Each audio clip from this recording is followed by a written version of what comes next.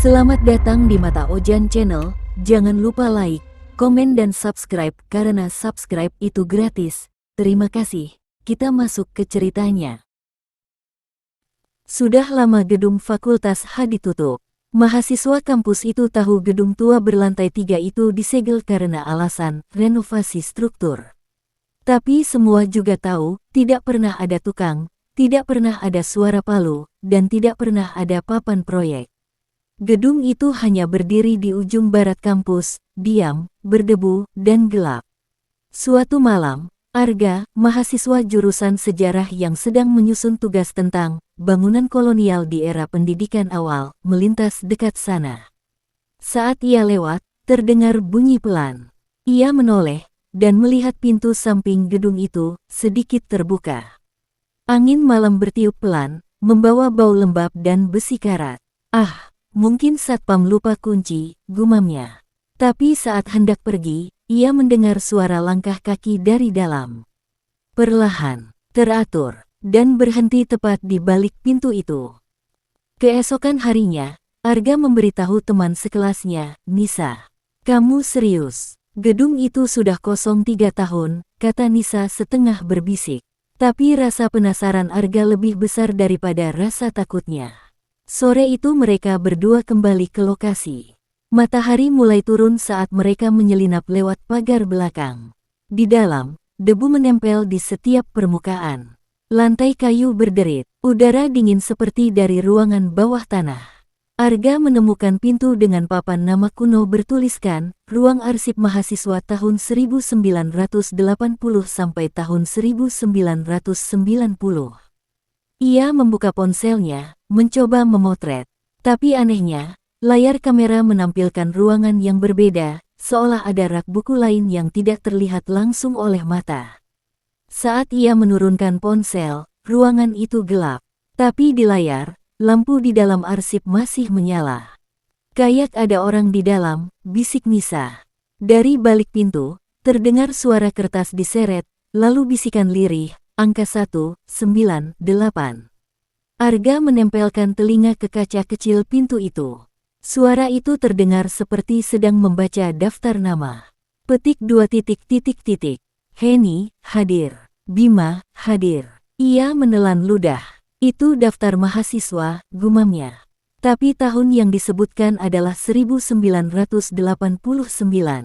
Tiba-tiba sesuatu dari dalam mengetuk kaca, tok, tok, tok. 3 kali pelan tapi tegas. Nisa menjerit kecil. Ketika Arga menyorotkan senter ke kaca itu, ia tak melihat pantulan dirinya, hanya bayangan seseorang lain yang berdiri sangat dekat dari sisi lain pintu. Keesokan paginya Arga menemui Pak Darto, satpam senior kampus. Lelaki itu sudah bekerja sejak tahun 80-an, rambutnya memutih, matanya cekung. Pak, di dalam gedung Fakultas H ada ruangan arsip, ya? Tanya Arga. Pak Darto menatapnya lama, lalu menggeleng pelan. Jangan ke sana lagi, nak. Banyak yang penasaran, tak pernah balik. Ia kemudian berbisik, tahun 1989 ada mahasiswi hilang di sana. Namanya Heni Anggraini. Terakhir kali terlihat di ruang arsip itu. Katanya dia sedang teliti sejarah kampus, sama seperti kamu sekarang. Arga menelan ludah. Dan, mayatnya. Pak Darto menatap jauh ke arah gedung tua itu. Tidak pernah ditemukan. Malamnya, Arga tidak bisa tidur. Ia terus memikirkan nama itu, Heni Anggraini. Besok paginya ia mencari arsip foto di perpustakaan kampus, berharap menemukan sesuatu. Di rak paling bawah, ia menemukan album tua dengan label Dokumentasi Mahasiswa 1989. Di salah satu halaman, foto sekelompok mahasiswa berdiri di depan gedung Fakultas H yang masih baru waktu itu. Di barisan belakang, ada seorang gadis berambut panjang, wajahnya manis tapi tatapannya kosong. Di bawah foto tertulis, Heni A. Sejarah. Tapi yang membuat Arga menggigil, di belakang Heni, tampak samar bayangan seseorang dengan wajah buram, seperti sedang menatap langsung ke arah kamera, dan bayangan itu tampak mengenakan jaket kampus yang sama seperti yang dikenakan Arga hari ini. Sore itu, grup chat kelas Arga tiba-tiba ramai.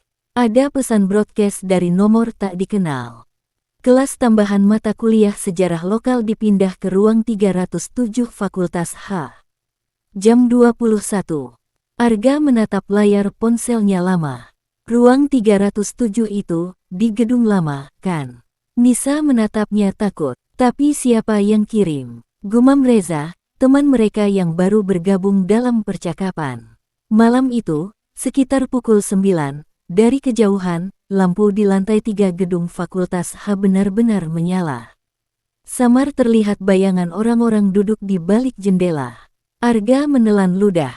Tidak mungkin cuma kebetulan. Ketiganya berjalan mendekat pelan. Udara di sekitar gedung terasa lebih dingin dari biasanya, seperti menyedot panas tubuh mereka. Dari jendela ruang 307, mereka melihat pemandangan yang membuat darah membeku. Puluhan mahasiswa duduk rapi, berpakaian model lama, kemeja putih, rok panjang, rambut disisir rapi. Di depan kelas, seorang perempuan berambut panjang berdiri menulis di papan tulis dengan kapur putih. Tulisan itu berbunyi, "Sejarah harus diulang." Nisa menahan napas. Arga, itu dia, Heni, kan? Saat Arga hendak membuka pintu, semua lampu di lantai 3 tiba-tiba padam. Dan ketika menyala lagi, ruangan itu kosong. Mereka masuk perlahan. Bau debu dan kapur masih terasa kuat, tapi ruangan benar-benar kosong. Di meja dosen, ada sebuah buku kehadiran tebal dengan sampul kulit tua. Arga membukanya, isinya daftar nama mahasiswa angkatan 1989, lengkap dengan tanda tangan mereka. Namun di bagian paling bawah, tercetak tinta baru, masih basah. Arga Putra 2025. Tangannya gemetar. "Aku nggak pernah nulis ini," katanya panik. Tapi di samping namanya, tertulis dengan tulisan yang sama seperti di papan tulis tadi. Hadir. Malam itu Arga tidak bisa tidur. Pikirannya kacau, dan tubuhnya menggigil meski suhu kamar hangat. Saat akhirnya terlelap, ia bermimpi berada di ruang arsip yang gelap dan dingin. Di tengah ruangan berdiri seorang perempuan berambut panjang, mengenakan kemeja putih kusam dengan noda di bagian dada. "Heni," bisik Arga. Perempuan itu menatapnya dengan mata kosong, lalu mengulurkan map berdebu bertuliskan, "Skripsi, Sejarah Gedung Fakultas H, Henia, 1989. Begitu Arga membuka map itu, halaman-halaman di dalamnya berubah jadi foto-foto hitam putih. Setiap foto menampilkan wajah mahasiswa dengan mata tertutup dan mulut dijahit.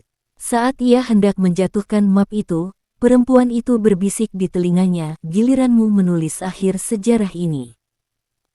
Pagi harinya, Arga masih menggigil. Ia membawa buku catatannya ke fakultas dan berusaha melupakan mimpi itu. Tapi begitu masuk ruang dosen, ia terpaku. Di meja Prof. Rendra, dosen sejarah kampus, tergeletak map yang sama persis seperti dalam mimpinya, warna, label, bahkan bekas lipatannya. "Map siapa itu, Pak?" tanya Arga dengan suara bergetar. Profesor itu menatap map itu lama, lalu menatap Arga. "Kau di mana dapat melihat ini?" Saya mimpi," jawabnya jujur. "Prof. Rendra mendesah berat. Map itu hilang 30 tahun lalu. Bersamaan dengan Heni Anggraini. Dan sekarang kau bilang kau bermimpi melihatnya." Arga tak bisa menjawab. Tapi sebelum ia keluar ruangan, profesor itu berkata dengan suara sangat pelan, nyaris berbisik. "Arga, gedung itu masih ingat siapa yang menyentuhnya." Malam itu, Arga memutuskan untuk kembali. Ia merasa ada sesuatu yang belum selesai. Bersama Nisa dan Reza, ia menyalakan senter dan kembali ke gedung tua itu. Saat menyusuri koridor belakang, Nisa menemukan pintu besi kecil tertutup setengah. Di atasnya tertulis samar, basement arsip. Tangga di bawahnya menurun tajam. Bau anyir dan debu menyesakkan dada. Saat mereka sampai di dasar, cahaya senter menyorot dinding yang dipenuhi foto mahasiswa angkatan 1989. Semuanya tampak tersenyum, kecuali satu tempat kosong di tengah papan itu. Tulisan di bawah ruang kosong itu membuat mereka terdiam. Henia tidak ditemukan. Di meja kayu tua di pojok ruangan, ada sebuah tape recorder berdebu. Reza menekan tombol play. Suara perempuan terdengar pelan dan terputus-putus. Jika ada yang menemukan ini, jangan percaya pada Prof. Rendra, dia menutupi semuanya. Tiba-tiba terdengar jeritan keras, diikuti bunyi pintu besi dibanting dan rekaman berhenti. Nisa menjatuhkan senter, tubuhnya gemetar. Tadi itu, suara Heni, kan? Namun Arga tidak menjawab. Ia terpaku pada cermin retak di dinding, di mana 3 bayangan mereka terlihat, tapi ada bayangan keempat berdiri di belakang Reza. Reza, bisik Arga lirih. Jangan gerak. Reza menoleh refleks dan menjerit. Di belakangnya berdiri sosok perempuan bergaun putih, wajahnya hancur, matanya hitam pekat meneteskan darah. Tangannya menjulur ke arah bahu Reza. Lampu senter padam seketika. Ruangan gelap total. Dari kegelapan, hanya terdengar napas berat dan suara langkah mendekat. Ketika senter menyala lagi, Reza sudah hilang. Yang tersisa hanya sepatunya, tergeletak di lantai, basah oleh darah. Keesokan paginya, Arga menemui Prof. Rendra dengan wajah panik. Reza hilang, Pak. Kami lihat sesuatu di basement. Profesor itu menatap Arga tajam, lalu tersenyum samar. Kau tetap kembali ke sana, ya. Sama seperti dia. Ya, Reza. Aku sudah bilang padanya tahun lalu agar berhenti mencari skripsi Heni. Arga tertegun. Reza pernah ke sana. Profesor itu menunduk pelan. Gedung itu menyimpan nama-nama mereka yang ingin mengungkap kebenaran. Dan sekarang, Arga, namamu sudah tertulis di sana. 2 hari kemudian, Reza benar-benar dilaporkan hilang. Polisi tidak menemukan jejak apapun di kampus. Nisa hampir gila karena takut. Kita harus ceritakan ini ke dekan, katanya. Tapi Arga hanya diam, menatap kosong keluar jendela. Pagi berikutnya, ia menerima amplop tanpa nama di bawah pintu kosnya. Di dalamnya ada selembar foto. Foto itu memperlihatkan Reza duduk di ruang kelas pukul 3:07, tersenyum. Di papan tulis di belakangnya tertulis, Kelas Sejarah Fakultas H 1989. Arga mendatangi Prof. Rendra lagi, kali ini dengan membawa map skripsi Heni dan foto Reza itu. Profesor itu terlihat lelah, matanya merah seperti tak tidur berhari-hari. Heni adalah mahasiswi terbaikku, katanya lirih. Dia menemukan bahwa gedung itu dibangun di atas bekas rumah sakit kolonial. Banyak jasad yang tidak pernah dipindahkan. Aku menutupinya atas perintah dekan lama. Tapi Heni menolak diam. Ia menunduk, suaranya gemetar. Malam itu aku menahannya di ruang arsip. Aku ingin menakutinya saja, tapi ia jatuh dari lantai 3. Arga menatapnya ngeri. Jadi, Bapak yang membunuhnya. Prof. Rendra hanya berbisik, aku mencoba melupakannya, tapi dia tidak pernah pergi. Malamnya Arga bermimpi lagi. Ia duduk di ruang kelas yang sama, tapi kali ini seluruh mahasiswa berpakaian ala 80-an. Heni berdiri di depan kelas, wajahnya tenang, matanya menatap langsung ke arah Arga. Selamat datang, Arga, katanya lembut. Kamu mahasiswa baru, kan? Arga menoleh. Semua orang di kelas menatapnya, tapi wajah mereka kabur. Di papan tulis tertulis, besar, mahasiswa baru angkatan 1989. Dan di bawahnya, nama Arga Putra. Keesokan harinya, suasana kampus mendadak heboh. Beberapa mahasiswa mengaku melihat lampu-lampu di lantai 3 gedung Fakultas HAM menyala terang. Ada yang bersumpah mendengar suara dosen perempuan sedang mengajar. Tapi ketika satpam datang memeriksa, gedung itu kosong. Tidak ada lampu, tidak ada orang. Yang lebih aneh, di papan pengumuman fakultas tiba-tiba muncul daftar mata kuliah baru. Sejarah Fakultas H tahun 1989 sampai tahun 2025, dosen Heni Anggraini. 3 hari kemudian, Arga tidak muncul kuliah. Kamar kosnya terkunci dari dalam.